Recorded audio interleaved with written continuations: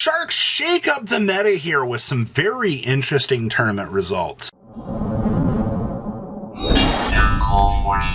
You guys smash the living crap out of that subscribe button so you guys do not miss out on more awesome content. We're going to be looking at the first Refined Gaming case tournament here, and these results are actually pretty... You got to remember, we're kind of like in that limbo format right now, where things are kind of adjusting. We're going to have to wait and see how things kind of shift around here post, Phantom Nightmare. But for, things kind of ramping up right now, Rescue Ace actually had the biggest showing out of this event, with technically 3 versions in the top cut. We had 2 of your Pure Ace decks, and then we had 2 of your Fire King Ace decks, 1 Fire King Ace. So, of course, 3 Rescue Ace decks. Not all that surprised to see kind of doing well out here. Now, other interesting little things here. We had a Sword Soul deck manage to make their way into the top cut of this event, which I'm always happy to see Sword Soul, kind of doing something.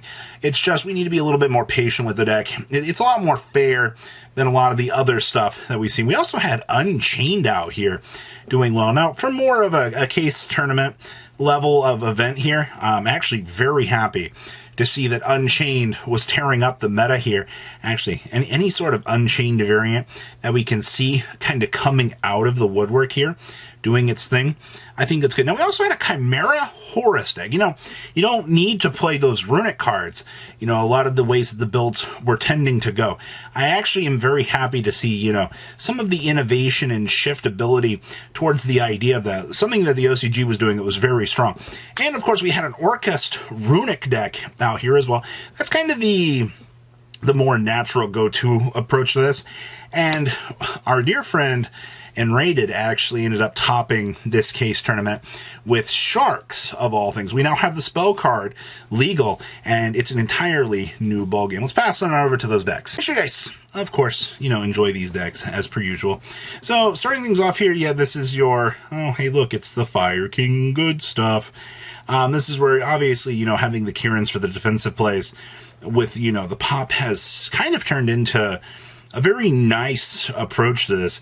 I've seen a 60-card version of this, like post-Phantom Nightmare, that actually does look like a Nightmare on paper, and it is so interesting just to see the play lines that you can go through. But I think this has definitely been a very TCG innovative deck. And, yeah, sure, Lifter went to 1, but, people are still going to try to find ways to explore this deck and try things out. Also, the Selene Link climb on into the cheese. Yeah, it's actually kind of cool just to see how this deck has been evolving at the rapid pace that it's been evolving. So good stuff. You gotta still love the fact that Old Reliable here is still doing well. All right, what else we got back here? Hey, Sword Soul in our top cut. Yes, we are actually playing a copy of Mapora here. This is the one that when your opponent activates a card or effect that targets a face-up non-effect monsters, you can banish this thing from your hand or graveyard to negate that activation and destroy the card. This is also another level 4 in whatever situation that you actually need this to kind of come up. You can do it. It's arguable, maybe the water one can be better, for having it down for Dragite, but this is kind of interesting to see out here. We're also doing 2 talents, 2 thrusts. We're able to access those more immediate answers that you need to put that pressure on your opponent. So guess what? Your deck can do its thing. And I just want to give a shout out here to Gravity Collapse. No matter how much you think you're going to get the chance to do something, if your opponent backs it up with a Gravity Collapse, you're going to have a really, really bad time. It's amazing to me how much people underestimate this card. Next up here, we have, standard is as standard is. Now, this is kind of cool. We actually have the Fire Attacker built into the main deck for once. So many of these versions of this deck out here toss this around. They're like, hey, we'll board it in via the side. It'll work out, To be honest with you, I like the idea of having this built into the main so you can actually get to your hand traps along the way, especially with Ghost Bell right now. I cannot emphasize how good Ghost Bell is for putting that punishing, stuff on your opponent. Punishing stuff. What am I thinking? Denying your opponent the chance to play the game. Also, DD Crow right now has had an amazing amount of value, and I think we're only going to gain on the DD Crow side of things here in the future. So that's going to be something kind of interesting to kind of see what more we're going to be able to kind of cook up along the way here. So good stuff with this. What else we got? Hey, it's Unchained. You know, who needs multiple Shavara? Like, honestly, you know, we've been seeing this. It hasn't really changed much. Also, no Ready Fusion in here. All right. As much as we do like the Ready Fusion, you know, it does help out a lot of things. You don't need it. All right. Technically, I've only seen one build actually playing the Ready Fusion stuff. So you don't have to run out here and go, I need to spend all of this money. No, you don't have to. All right. Now, I will say that we're already on the Dark World Puppetry in the side deck down here. This is the Banish 3. All right, yeah, target up to 3, and then discard a Fiend from your hand, and then it adds back from the Banish pile on the next passive turn. You know, the fact that we actually can do things with this, and we can actually pressure our opponent with how good this card actually can be, I'm glad to see that Unchained's taking advantage of it. Oh, so now this is, I actually got a chance to talk to this duelist, if I recall, and he was joking about how I said that nobody out here would actually mess around with this stuff. We originally saw the Horus package showing up on the Japanese side of the equation here, and, you know, it's like, okay, this is cool, but, like, is this the way to go? Well, honestly, a lot of the TCG's been very stuck in their ways of we need to play Runic cards with this deck, but the Horus stuff generates a free advantage pile for you here.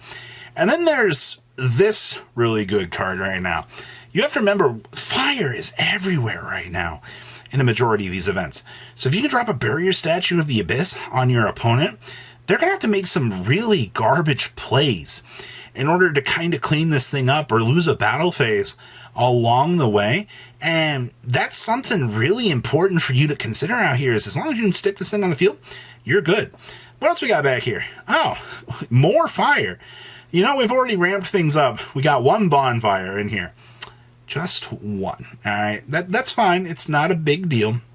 You know, able to kind of stick one of these in here and do the thing. I also see that we're doing one fire recovery. Okay, well, that's interesting, sure, for the recursion. Now, this is also interesting to me. We're signing 2 more copies of the original Spoil Snake Eye in here.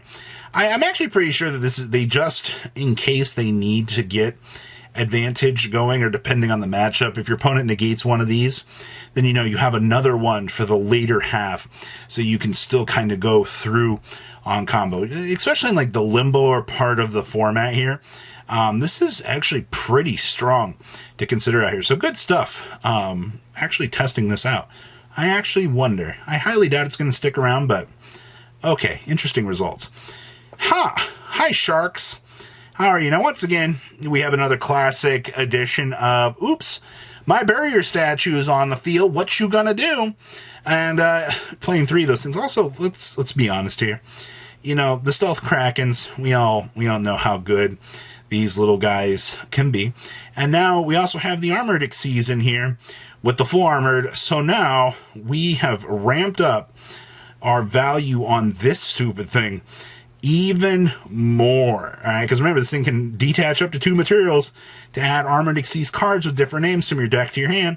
You officially can clear off and get the maximum value here off of this. It just took so many set releases for us to finally be able to do this. About time. All right, like, I'm actually super excited that, like, this card actually has this insanely dumb value for us. And our last list here is actually Orcust Runic. Now, this is probably some of the most standard stuff that you're going to see for this deck. Typically, the way that this deck works is, you know, your Orcust line generates all of your free advantage, and then you kind of stumble on through down to the back half of things down here. You do see that you have the triple Solemn Scolding, which this is actually really cute. I appreciate the fact that we're able to get these Solemn Scolding, like, to set up the massive value you can actually get with this. Because, I mean, what are you going to be setting? Oh, you burn your Crescendo first, then you turn on your Scolding? Okay, seems good to me. I'll take it. So, that is our breakdown for this event. We'll be back with the 7 o'clock later on tomorrow. You guys have a good rest of your day, all right? patrons. Thank you.